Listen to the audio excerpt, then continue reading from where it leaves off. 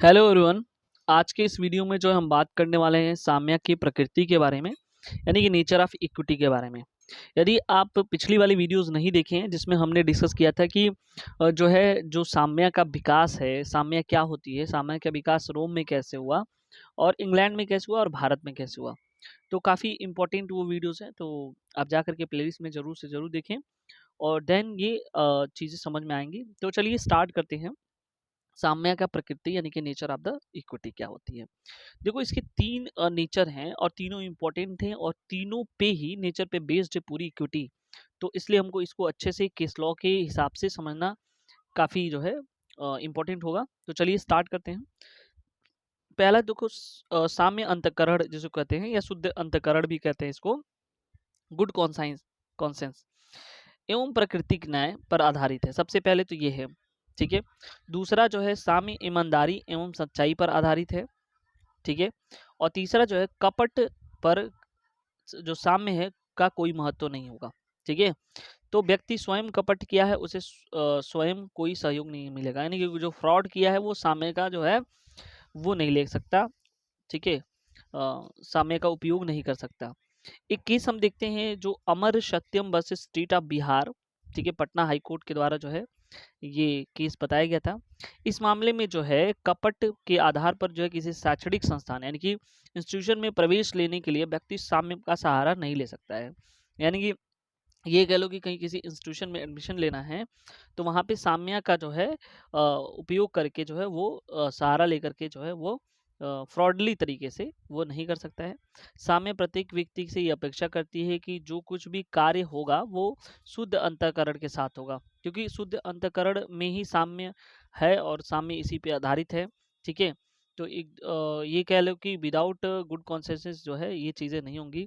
और उसके बाद जो है ये होना चाहिए कि जिस तरह से जो है एक व्यक्ति को दूसरे व्यक्ति के साथ व्यवहार करना चाहिए वैसा ही व्यवहार करना है, या होना चाहिए तो वैसा ही व्यवहार करता है, उसे को ही जो है क्या कहते हैं उसके अपने प्रति जो है ये आशा करता है। यानी कि कहने का मतलब शुद्ध अंतःकरण का मतलब ये है कि जिस तरह से किसी दूसरे के प्रति व्यवहार करना चाहिए जैसा वो आशा करता है, ठीक वही उसी तरह से जो होना चाहिए, ये शुद्ध अंतःकरण की बात कहलाता है। तो साम्य प्रकृति की न्याय पर आधारित है, तो इसको देख लेते हैं हम। सेकंड नंबर देखो, नेचुरल जस्टिस के तीन नियम हैं, ये याद रखना। एक है ऑडी अल्टरम पार्टेम, दूसरा रूल अगेंस्ट बायस, ठीक है। और तीसरा जो है रीजन डिसीजन। यानी कि आडी अल्टरम पार्टेम में क्या होता है, दूसरे पक्षकार को सुनो। दूसरा जो है पक्षपात अभिनत के विरुद्ध नियम। और तीसरा जो है तर्कानुमोदय यानी सकारण निर्णय या निर्णय का कारण। ये तीन जो है नेचुरल जस्टिस के नियम है। एक एक करके देखते हैं, ठीक है। तो यहाँ पे जो हमने देखा कि ये जो है तीन है, ठीक है। तो पहली बात ये है कि दूसरे पक्ष को सुनो। तो यानी कि जब कोई भी सोचो कि कोई क्राइम है तो ऐसा नहीं कि किसी एक व्यक्ति को जो है जैसे ही उसको पता चला तुरंत उसको जो है जो सजा दे दो, नहीं। उसका ये अगले पक्ष को जिसको विक्टिम बनाया गया है उसको भी सुनना आवश्यक है कि आखिर में उसका क्या तर्क है, ठीक है। और रूल अगेंस्ट बायस यानी कि पक्षपात नहीं होना चाहिए, ठीक है। ये भी है जिसका रीजन डिसीजन मतलब बिना जो है कह रहा है निर्णय या निर्णय का कारण देना, यानी कि जब कभी भी जो निर्णय दिया जाए तो ये किस बेसिस पे जो निर्णय दिया जा रहा है ये भी बताना आवश्यक होना चाहिए। साम्य न्यायालय जो है विवेक का विषय होता है, ठीक है। तो यानी कि यहाँ पे ये है कि साम्य विधि के तहत जो उपचार की मांग का अधिकार के रूप में, यानी कि उपचार की मांग जो है एक अधिकार है, ठीक है। तो जिस प्रकार से जैसे मान लो मूल अधिकार का उल्लंघन करने पर अनुच्छेद 32 के तहत जो है सुप्रीम कोर्ट और अनुच्छेद 226 के तहत जो है हाई कोर्ट यानी कि उच्च न्यायालय में जो है रिट के माध्यम से जो है अपने अधिकारों को प्रवर्तन करने के लिए जो है आप जा सकते हो। तो ठीक उसी तरह से जैसे जबकि साम्य भावी उत्पत्ति से ही न्यायालय के विवेक का विषय रहा है, चाहे वो न्यायालय के वादी के पक्ष में हो, ठीक है, या जिस तरह से हो निर्णय दे या इनकार कर दे, इस पे है। तो साम्य के अगर संविधान में क्या प्रावधान है तो 136 से 142 में है आर्टिकल में। और सीआरपीसी यानी कि कोड ऑफ क्रिमिनल प्रोसीजर का सेक्शन 482 है जिसमें जो है इनहेरेंट पावर दिया गया हाई कोर्ट का। और वहीं जो है सीपीसी यानी कि कोड ऑफ सिविल प्रोसीजर जो है कि धारा 151 में दिया गया है सिविल न्यायालयों की अंतर्निहित शक्तियों के बारे में प्रावधान है। ये सब जो है साम्य विधि को जो है अंतर्निहित करते हैं। ठीक है। तीसरा देखते हैं, साम्य की क्रिया व्यक्ति के संबंध रखती है। जो साम्य की प्रोसीजर होता है वो व्यक्ति से रिलेटेड होता है। साम्य का आधार चूंकि शुद्ध अंतःकरण होता है। ठीक है। तो ये याद रखना कि इसलिए साम्य जो है निर्णय और आदेश और डिक्रियों का निष्पादन में जो है क्या करती है, किसी व्यक्ति के अंतःकरण पर प्रभाव डालकर करते हैं। ठीक है। अर्थात ये होता है कि जो व्यक्ति ऐसे निर्णय, आदेशों या डिक्री का पालन नहीं करता है तो न्यायालय जो है क्या करती है, उसे कारावासित करती है, इसे दंड या जुर्माना लगाती है। ठीक है। तो लेकिन एक चीज़ है कि ऐसे व्यक्ति के संपत्ति के विरुद्ध कोई कार्रवाई नहीं किया करते हैं। ठीक है। तो ये भी याद रखना। यानी कि साम्य में एक खास बात ये है कि वो अगर कोई ऐसे उल्लंघन करता है, जैसे आदेशों का, डिक्रियों का उल्लंघन किया, तो उसे जुर्माना या कारावास का दंड होता है, लेकिन संपत्ति के विरुद्ध कार्रवाई नहीं होती है।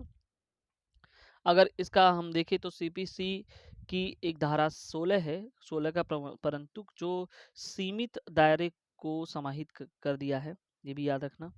तो उससे संबंधित है। साम्य विधि का अनुगामी है, यानी साम्य जो है विधि का अनुगामी है। ठीक है।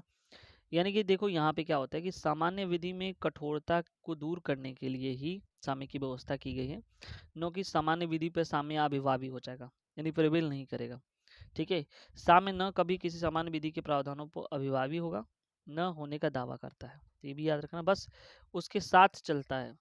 साम्य समता पर विश्वास करती है। ये भी याद रखना कि साम्य जो है हमेशा समता पर विश्वास की है, जो आर्टिकल 14 में बताता है भारतीय संविधान में, जो सिद्धांत इसका समाहित है।